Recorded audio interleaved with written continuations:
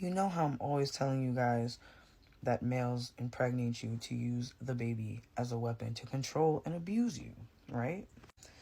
This man said the day I'm on child support is the day she loses her rights. It's a nasty game to play. This is how these men think. My baby father wanted nothing to do with my daughter after I told him that I didn't want to be with him anymore and I didn't want to have sex with him anymore. And I eventually, after going through 9 months of him not financially supporting my daughter at all, even though we had an agreement, he breached the agreement. He had first agreed to give me like $40 or $60 a week, which isn't too much. But of course, it became $0. And then even if I asked for $40, it was the end of the world. So I eventually had to take him to court and put him on child support because he was refusing to not only see his child, but financially provide for the child. So he wasn't seeing my child or providing for her. I will never in my life put a man on child support ever again because they are so fucking spiteful. Now, here's the thing. When you put them on child support, you only enforce their parental rights in court, which is a nasty game to play. Because once you enforce the father's parental rights in court, he can abuse those rights and use them against you to try to take your child from you. So I went to the hospital for a manic episode and a psychosis. I dropped my daughter off at his house for visitation, and I went to the hospital. My daughter didn't even witness my manic episode or anything like that. So there was no danger, there was no incident. I dropped her off to him, went to the hospital. I called him, told him I was in the hospital, so he was aware. And he said to me, "Don't worry, you just stay in the hospital. You just focus on getting better.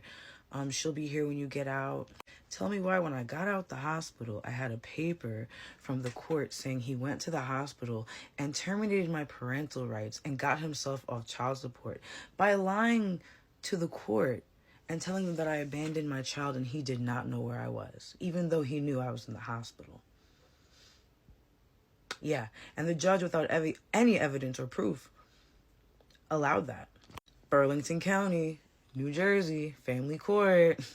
So I went back to court, showed them my paperwork that I was in the hospital, that I did not abandon my child.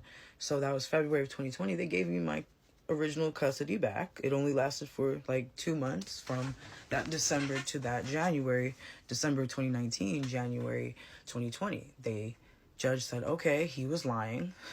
He barely received any repercussions for lying in court. And then when they gave me my custody back, he had his mom call child services and tell them that I was doing child porn.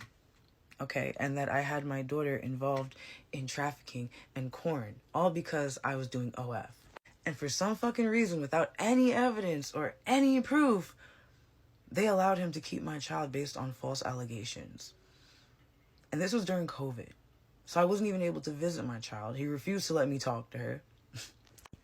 And after a case that lasted like 8 to 9 months, they made me take random drug tests because I had THC in my hair follicle. And at the time, marijuana was illegal in New Jersey. So after I went through their little rehab program and taking 5 to 6 drug tests a month for 8 months, they legalized marijuana in New Jersey a month after I completed the rehab program for marijuana that they took my child away from me for, off of lies.